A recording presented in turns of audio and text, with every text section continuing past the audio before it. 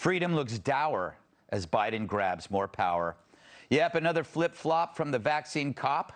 Saying he wouldn't mandate is his latest lie to date. In a move that puts the in dictator, Joe Biden is mandating that private companies with more than 100 workers ensure employees are vaccinated or tested weekly, or he's shutting them down like cat's liver after a 3-day weekend. Biden's royal decree also covers healthcare workers and federal contractors, impacting as many as 100 million Americans, or as Joe believes, half the number of votes he got. But not illegal immigrants pouring through the southern border because the science says they're naturally immune and can't transmit it. It has experts asking, why don't people trust the experts? And remember, the virus only spreads at group events if there are American flags. Meanwhile, as Republican governors are vowing to fight this mandate tooth and nail, it's hard to ignore the Biden administration's flip-flopping like a fish on the deck of John Kerry's yacht.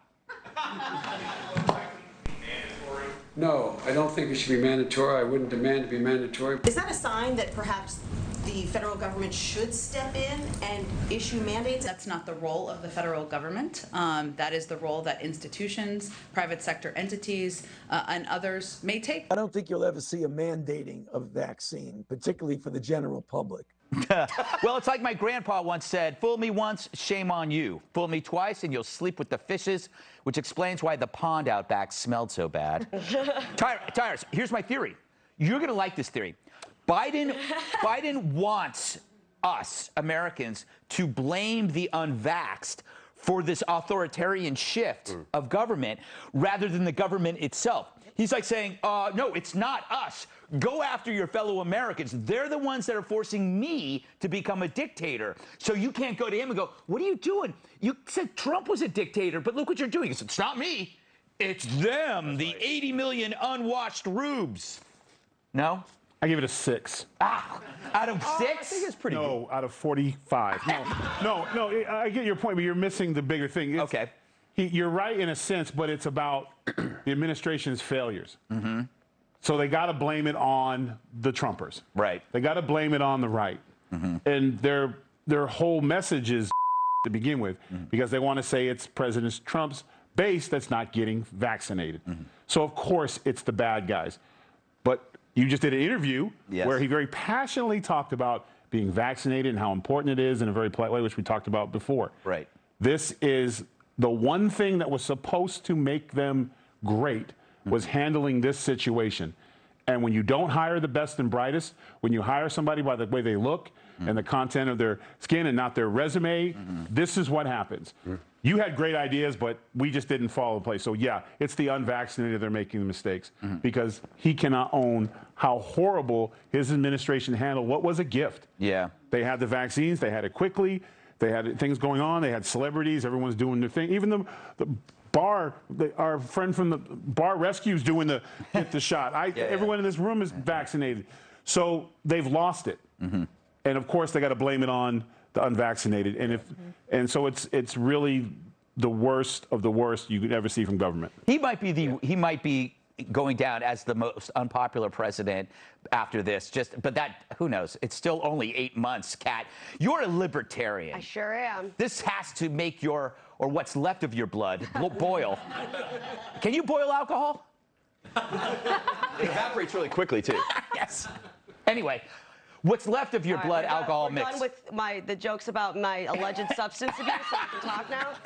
Proceed. Okay. All right. Yes. Yeah, it's not fair, and I am going to actually talk about substance abuse a little more. Yes. Like, the government, really, it's just crazy how much control they have over, like, needles. Right. Like, if you inject yourself, like, with heroin, you can go to jail. But if you don't inject yourself with this thing, you can't have a job. Yes. I don't, when, like, the founding fathers were saying, all the powers aren't in the Constitution, the government can't have them. I don't think needles are mentioned anywhere. No. And yet they have complete control. I don't understand how this is legal. It's deeply upsetting. I am vaccinated, as Tyra said, everyone here is, but I don't see how, if I don't own my body, and certainly what I do and do not want to be stabbed into it, that we can even say that we live in a free country. I think that's pretty basic stuff, that your body is your own. Dana, did we just... Ooh, look at that. Some wild applause for the junkie. I'm kidding. She's just... I'm doing intravenous drugs now. God, it's amazing. I can hold down a job. It's incredible. You're like our very own Hunter Biden. Yep. Are we losing more of our rights, or is this an emergent? Is this a legitimate emergency action to save our lives? Well, it's really interesting that one of the things he said is that if you are an employer that has over 100 employees, they must be vaxxed. But apparently, employers with 99 employees are not that important. Right. I understand what they're trying to make an impact on the bigger picture. It is actually pretty interesting to look at how some people, like in businesses, are saying, "Thank goodness that the government's going to mandate it, because now I'm not the bad guy anymore." Exactly, and you can't sue if I can't sue my company that I work at because the company's saying I'm doing what the government tells me. They're providing cover. And he's also concerned about the economy. He can see what's happening, right? Because COVID was supposed to get better. The economy was supposed to be great, and then they're going to add $3.5 trillion worth of spending. But if the economy is not doing well, the rest of the agenda will also fall apart. So he does want people to complain. I'm a cynical on one other point. Yeah. Do you know who this helps? His speech helped a lot yesterday. Who? Gavin Newsom. Because the people of California, they wanted this. The Democrats wanted this, and they are. I'm telling you that in some ways, I think that this was timed to help Gavin Newsom, because I truly believe that speech was not urgent. No. He did not need to give it right before the 9/11 anniversary, but he did want to give it before the California recall next Tuesday. Wow.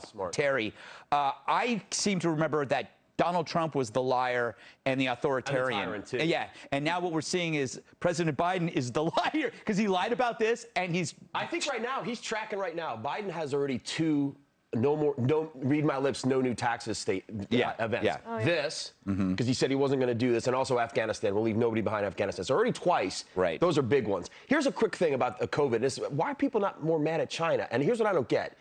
This gain of function thing, where you actually make a virus more deadly and contagious, maybe there's a good reason to do that research. Explain that to me, because that's what they were doing, right? Yeah. There might be a good maybe you're trying to stop a pandemic. Maybe you're not working on bioweapons. I don't know. Yeah. That part I get, but what Fauci doesn't, has not been explained to me is, why would you do that research in China? Like, are you really going to, what kind of judgment do you have as a scientist where if you're going to actually do deadly virus research in China and expect the Chinese scientists to not be controlled by the Chinese government and the military? Like, that's really dumb. That was so bad. And now we're talking about this, and now we're dealing with this. Ugh. And that ruined your acting career, too. Yeah, it did. All right, we got to go on. Up next, it's hard to keep it brief with the ex-commander-in-chief.